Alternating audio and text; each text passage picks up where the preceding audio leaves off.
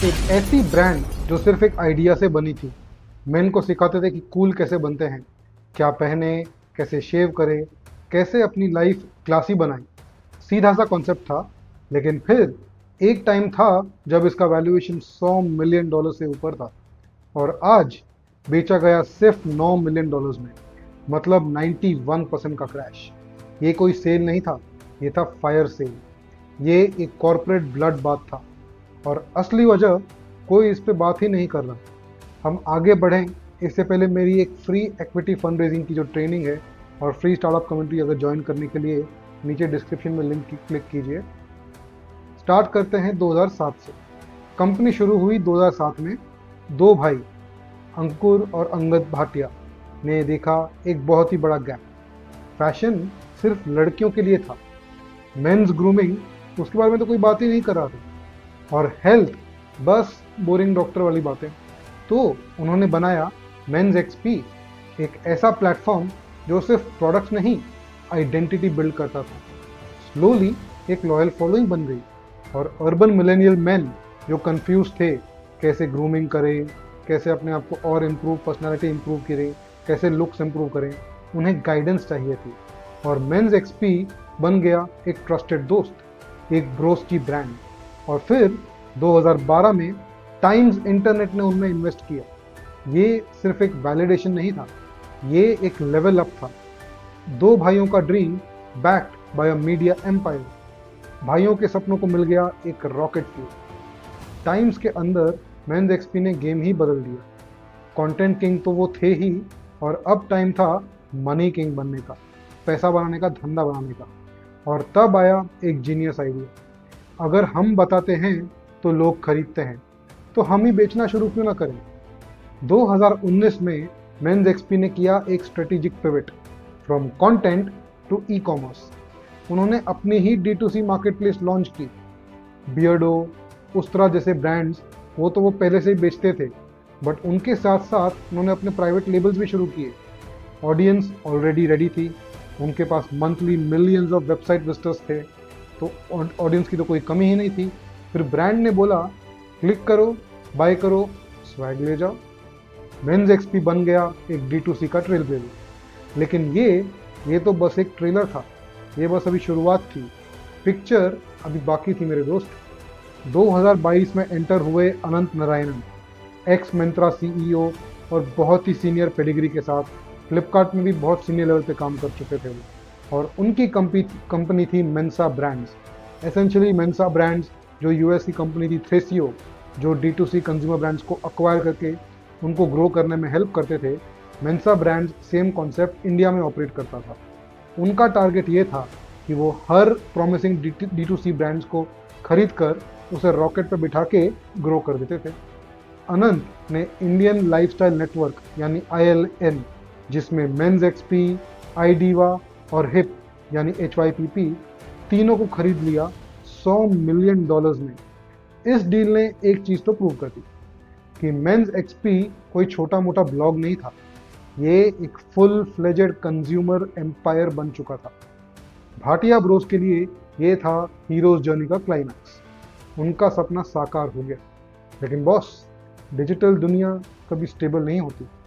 आज का gold mine कल की लाइबिलिटी बन सकता है। मेंसा ब्रांड्स अब नाम बदलकर brand.me बन चुका था। उन्होंने अपनी स्ट्रैटेजी बहुत ही टाइट कर दी। उनका फोकस शिफ्ट हो गया, और अभी अगले साल वो अपना IPO भी प्लान कर रहे हैं। तो इसके लिए अभी उनके जो स्ट्रेटेजिक फोकस में जो शिफ्ट आया, वो अग्रेसिव एक्विजिशन से अपने कोर ब्रांड्स और प्रॉफिटेबिलिटी पे ज़्यादा फोकस कर रहे थे। और इस क्लीन अप के चक्कर में उन्होंने ILN, जो मैंने पहले भी बताया, जिसमें मेंस एक्सपी और दूसरे ब्रांड साथ में थे, उनके कोर एसेट को नॉन कोर डिक्लेयर कर दिया।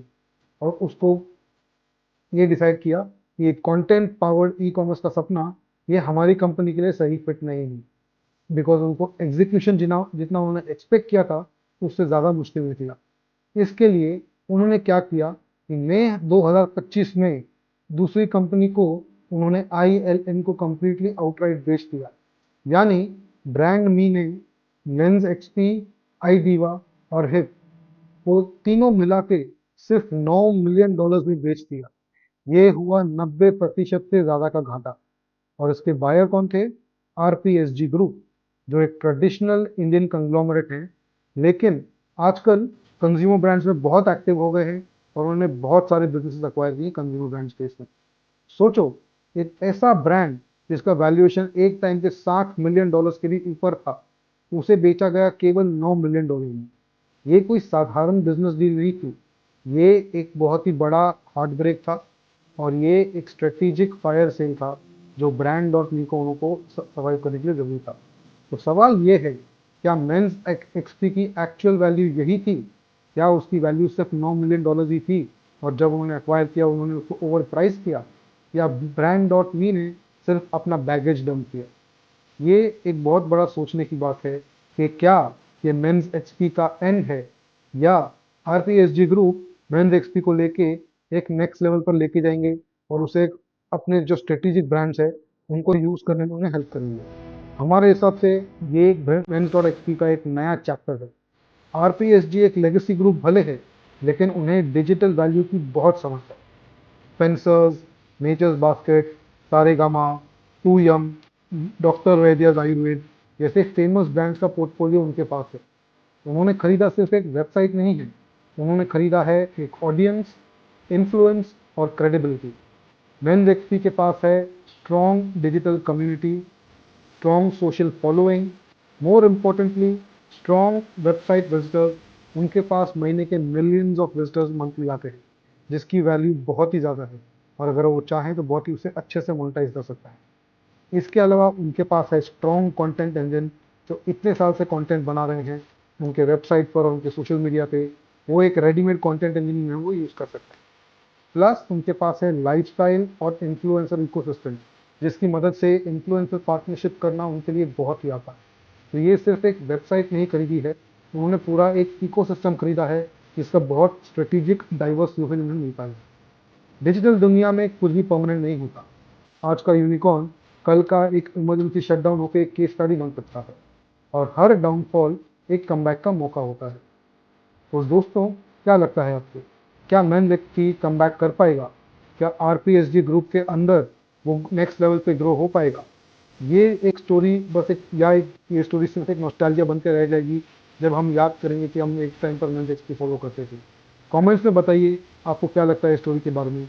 और अगर ये वीडियो आपको पसंद आया तो इसे अपने दोस्तों को ज़रूर शेयर कीजिए और ऐसी एक्सक्लूसिव बिजनेस स्टोरीज देखने के लिए सब्सक्राइब करना बहुत ज़रूरी है ताकि आपको लेटेस्ट अपडेट्स मिलते हैं। मिलते हैं अगले डीप डाइव में।